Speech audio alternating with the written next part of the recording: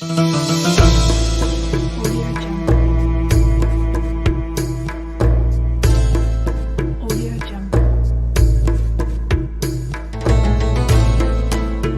Jungle.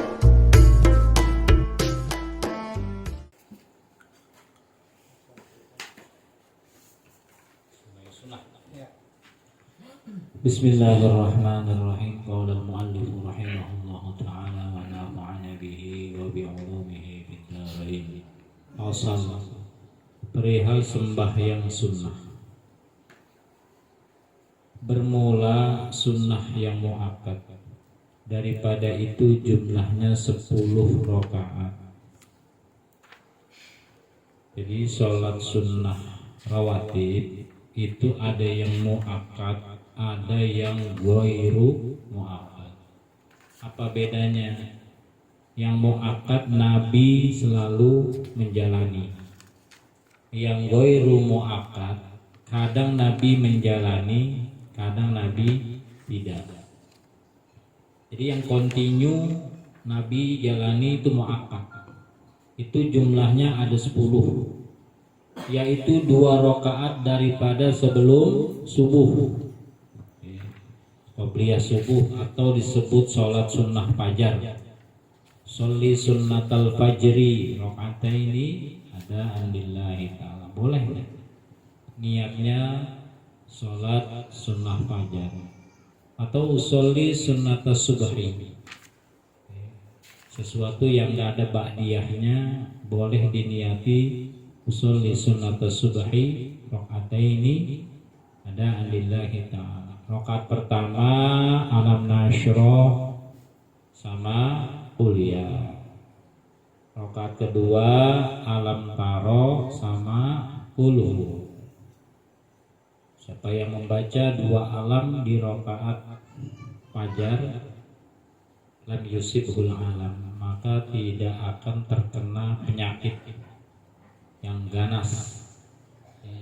Jadi kalau orang mendawamkan 2 rakaat sebelum subuh dengan membaca alam nasyroh kuliah, alam taro kulhu, itu dipelihara dari penyakit-penyakit berbahaya, dipelihara dari penyakit-penyakit dalam.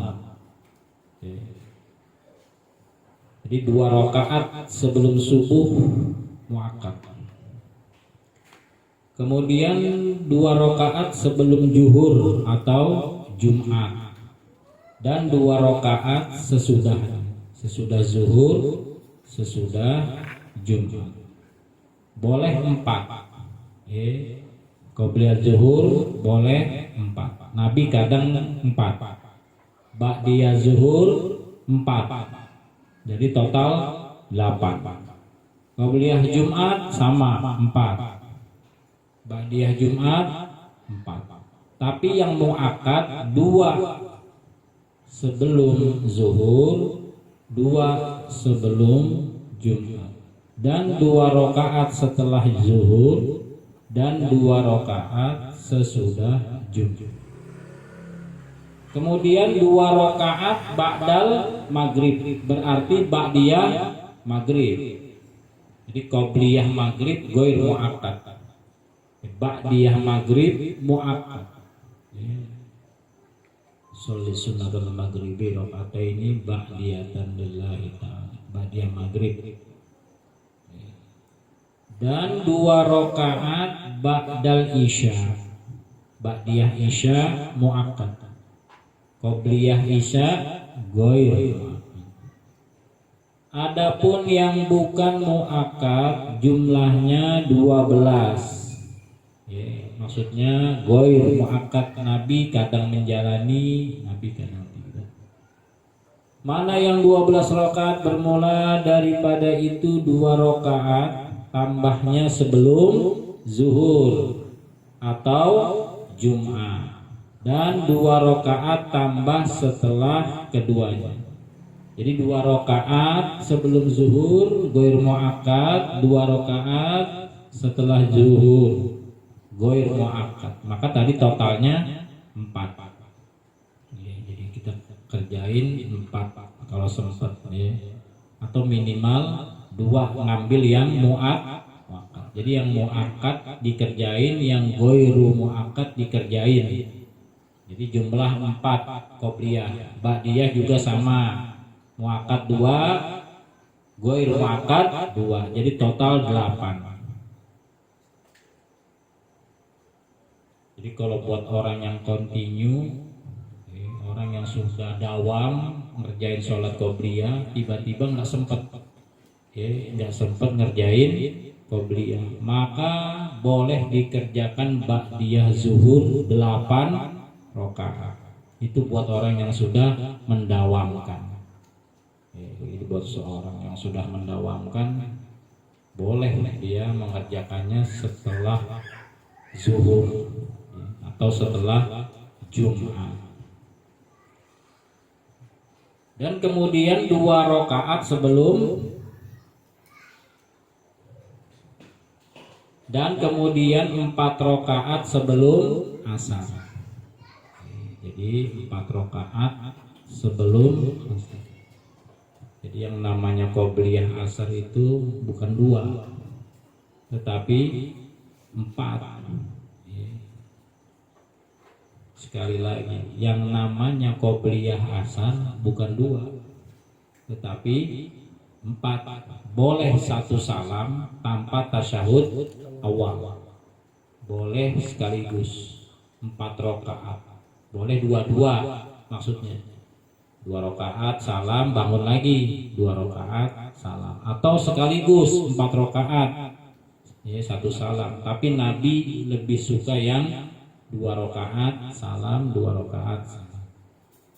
Dan 2 rakaat sebelum maghrib. Dan 2 rakaat sebelum maghrib itu ghairu muakkad. Dan 2 rakaat sebelum isya. Jadi itu ghairu muakkad. Dan sunnah sembahyang witir sekurang-kurangnya 1 rakaat. Salat witir itu artinya sholat yang ganjil, paling sedikit 1 rakaat, dan pertengahan 3 rakaat. Biasanya 3 rakaat. Sabihis kuliah. Rakaat ketiga setelah salam 1 rakaat, suratnya kulhu falak anas. Dan sebanyak-banyaknya 11 rakaat. Salat witir paling banyak 11, maka salat witir disebut salat penutup. Jadi kalau udah salat witir, tidak ada lagi salat sunnah.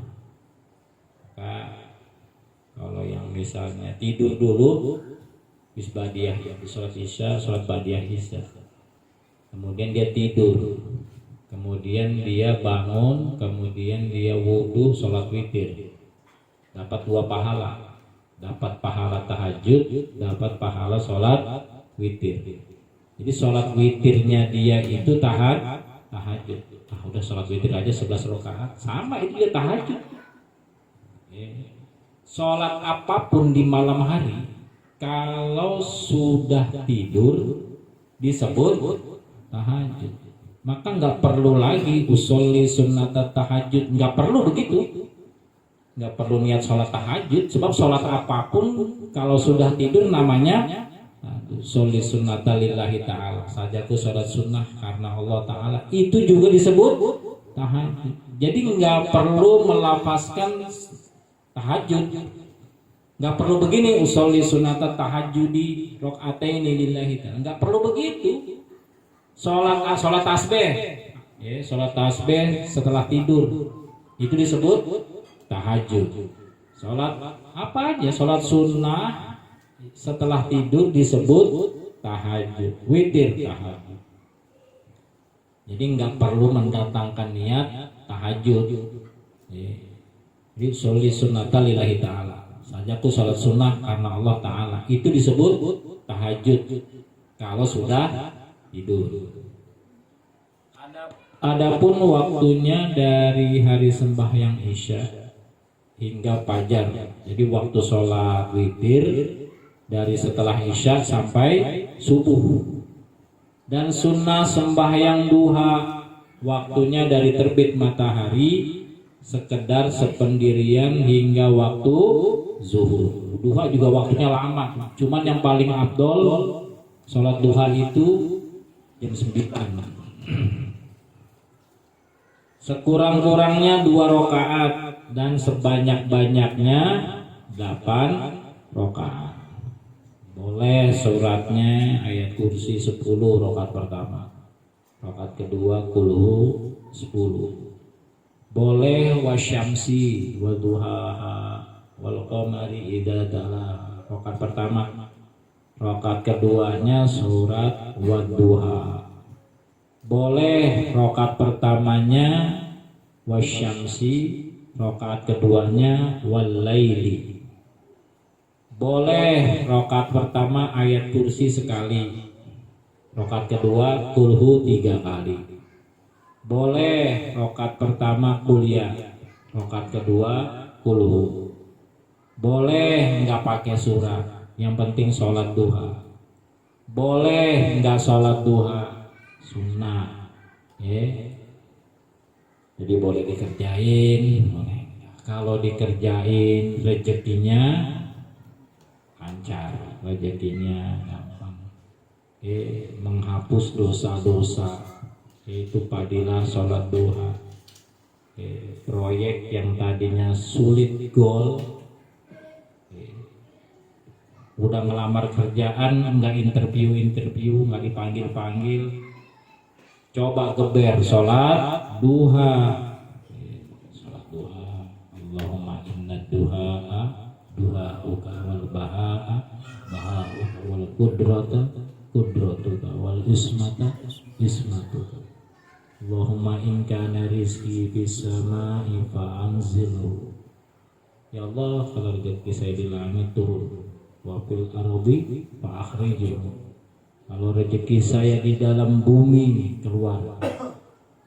Wa in kana musiral fayasirhu, jikalau rezeki saya sulit mudahkan. Itu.